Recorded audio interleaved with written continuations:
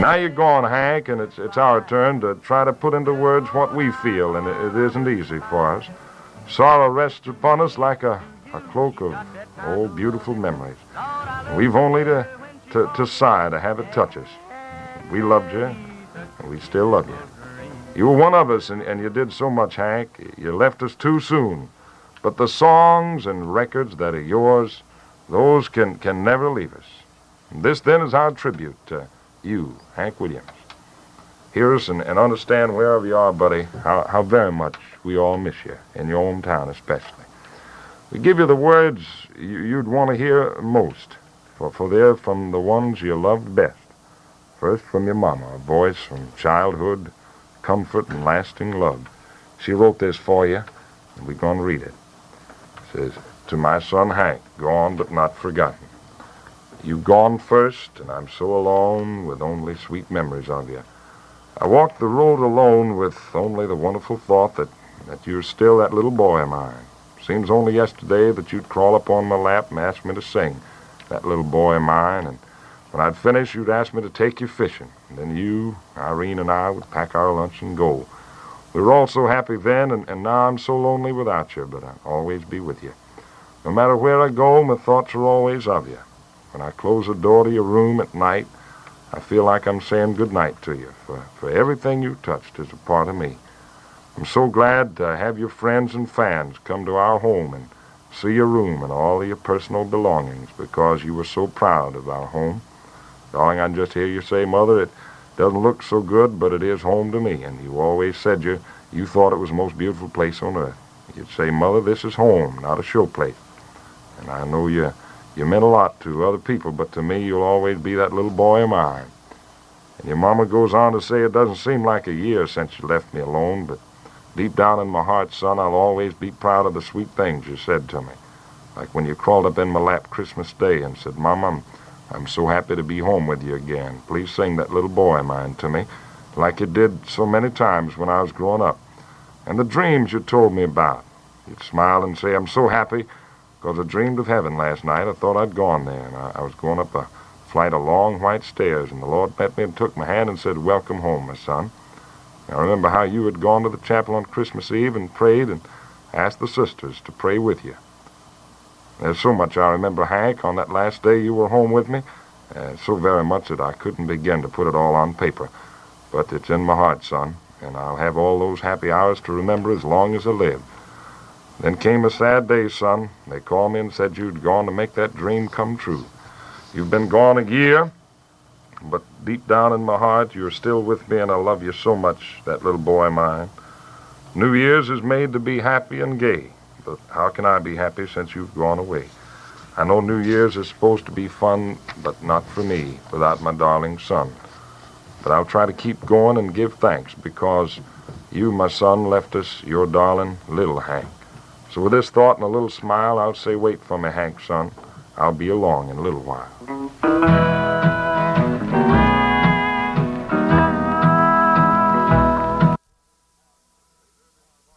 They heard in farmhouses, factories, cities, the slums, humble cottages, and elaborate mansions. They heard and they understood. And they heard in other lands, because Hank's message was too great for distance to lessen. In Japan, there's a boy who heard your songs and grew to love you. When you left, his grief was as genuine as ours, Hank, and though our language was strange to him, he wrote to your sister Irene, and he tried to tell her some of the things he felt. We think you might like to hear part of one of those letters. It goes, indeed, Mr. Hank Williams was the greatest man to me. I was always relieved from my loneliness by listening to his wonderful and sentimental voice. However, he's not really dead as long as many of his records exist in this world. I can understand that his spirit has never died. Yes, he is a great man who lived in this world forever and ever. See, Hank, that Japanese boy understood. He found an answer to loneliness in your tunes, and he recognized your cry of loneliness. And in you he found a friend and realized that he was not really alone. Mama Williams gave me a letter today from a serviceman over in Albany, Georgia. He'd heard Mama Williams talking on a radio station last Sunday, and he wrote her, said it was my pleasure to see Hank a couple of times on his public appearances and have talked to numerous other servicemen who did the same. He was tops for all of us. He always found time to talk to us, never slighting anyone. Every audience that he had its share of servicemen. I guess the main reason for that is being away from home and lonely. And we like to hear songs about home, mothers, and wives. But he seemed to specialize in just that. Seems that he put his heart in every song that he wrote, not for himself, but for others. He was truly a great man. His records will be in popular demand for years to come, and I can assure you the servicemen will be requesting more than his share of them. The country lost one of its greatest entertainers when Hank died, and we all shared our sympathy with you and yours at his death. It's so true when they said Hank is gone, but will never be forgotten. Wishing you all the cheer of the holiday season. Respectfully yours, Joseph T. Lang from Turner Air Force Base. Over 6,000 letters at Hank's room right now on North McDonough Street from people all over the world who heard him sing. Heard him sing happy tunes like this one.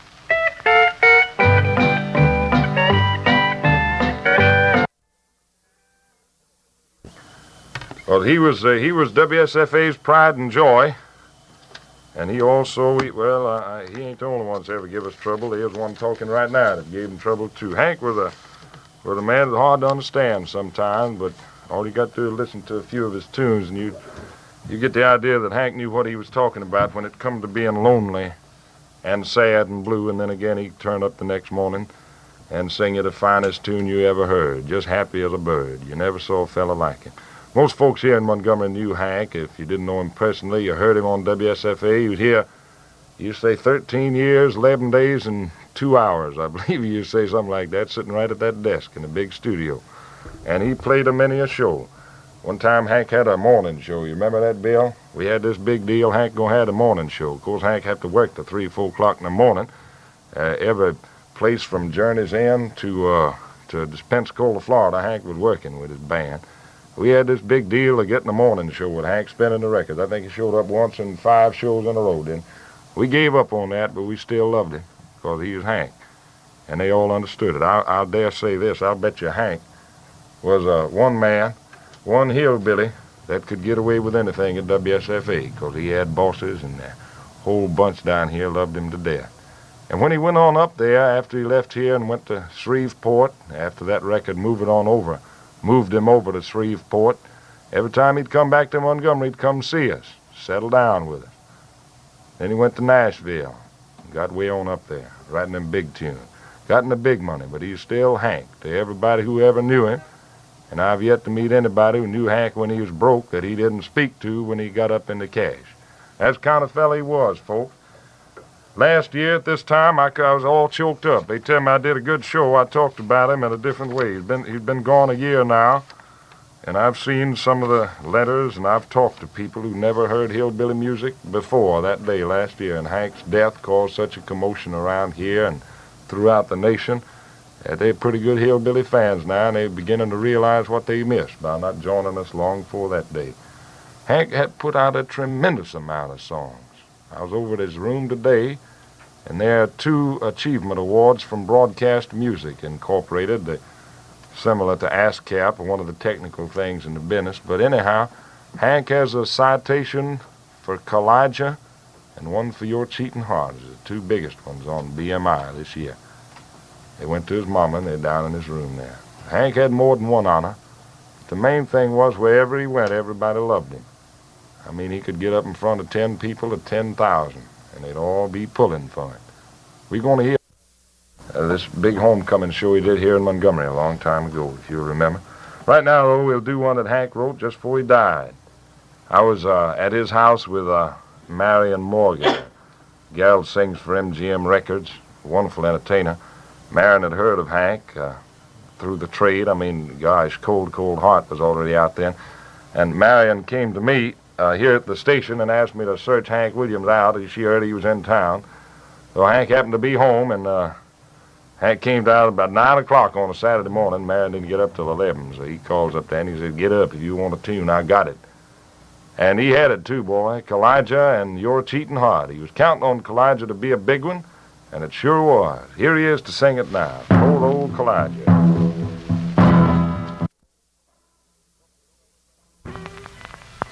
A couple of summers ago, Hank Williams came home.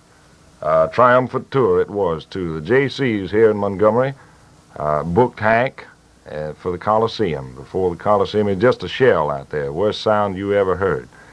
And Bill England, who was formerly with our station, just left this week. Bill was Hank's manager at the time, and Bill and Hank and Audrey got together and they made a record for me for the Hillbilly Hayride. Many of you might remember it, and Miss Stone, Hank's mother, asked me today to play that tape because he was feeling fine when he made it. I know, because we were just feeling wonderful and wanted to build up this homecoming for him, and believe me, it did. They made this in Nashville and sent it down, and I just thought I'd kind of throw it on now. A commercial for a show we did about 2 years ago down here. And you know, at that time, Hank had about 10,000 people in that Coliseum. He filled her up, buddy, and there wasn't nothing out there but red mud and a great big shell of a building. None of the fancy stuff you got now. Hank and Hank Snow and the Carter sisters came down, and believe me, it was some show. Many of you saw it, but a lot of you folks out of the state listening in, if we getting out tonight, I don't know whether we got the gullah jumper on the antenna or not. Here's the thing he made. Just thought I'd hear it. Come on. Well, sirree, here we are on Willie Smith's show. Howdy, Bill. Let me grab a minute here for a ride on your hillbilly hayride on my old home station. And howdy, everybody. I'd like to take a little time here to tell you I'm just plumb tickled to be getting to come home to Montgomery for that show at the Coliseum. I want to tell you right now, I'm just as grateful as a person can be to the JCs for putting on this howdy-do or this to-do. It makes a fella feel mighty proud, and it sort of puts a lump in his throat. This trip home is going to bring back a lot of memories. I'll be remembering the days when I used to sit right here at good old WSFA and pick and sing for all you folks. 11 years, 9 days, and 6 months of it. And I hope to see every one of you out at this show. Speaking of shows, this show is going to really be a humdinger. All the boys and myself will be there, along with Big Bill Lister. Then there's going to be such great folk music stars as Hank Snow and all the Rainbow Ranch boys. Now, I'd like to say a word or two right here about Hank Snow. That boy is really kicking up dust all over this country. Them train songs of his is just as hot as a $2 pistol after a feud. And talking about entertainment, just wait till you see the Carter sisters with Mama Maybelle, Little Junie, Anita, Helen, all of them. They'll have you stomping and clapping before you get even sit down in your seats. So it's just like the advertisement has said, this year's going to be the biggest folk music show ever brought to Montgomery. Friends, I've been knowing Bill Smith here for a long, long time. In fact, I was up there at WSFA when Willie made his first broadcast a long time ago. There's been a lot of water run under the bridge since then. Billy, I consider one of my best and dearest friends. And folks, I don't know exactly how to put it, my appreciation for this thing that the Junior Chamber of Commerce has done. When a boy grows up in a town and leaves there and makes a little name for himself, and then the folks are nice enough to him to bring him back and designate a whole day as a homecoming for him, I don't know if people couldn't be no nicer than that. It just leaves him without anything to say. I want you folks to know that I'm thankful to each and every one of you. Here's somebody else that's been with me a long time and has shared the good and the bad with me that would like to say thanks to you folks. My wife, Audrey Williams. Audrey? Thank you, Hank. Hello, Billy. I just want to say thanks to you and to all the people for making this July the 15th a homecoming day for Hank. Thanks from the bottom of my heart. Thank you, Audrey, and thank you, Billy, and thank all you folks in Montgomery and the Junior Chamber of Commerce. Bill, I'd like to take just a little bit more of your time here. All the boys out there, veterans, get to listen to some of your shows. A lot of them are not going to get to come to the Coliseum, so on Sunday afternoon, we're going to go out there and put on a show for them. Until July the 15th, this is Hank Williams saying, if the good Lord's willing and the creeks don't rise, we'll be right there, and take care of yourself till then. Bye now. See, that's the way it was. Didn't make no difference. He was in the money when he made that. Old Hank was the same every day. Till well, let's see, his 27th birthday, Hank was in the hospital out at St. Jude. He'd had an operation up in Nashville, and we was out there celebrating his birthday. And he was just excited as a fellow had written his first tune, because Frankie Lane was going to record Ramblin' Man by him. Oh, he was all hepped up about that. Frankie had a case of polyps about the same day they were going to do the recording session. It took about 2 more years to get it recorded, but Lane's got it on record now. Hank could write 'em, boy.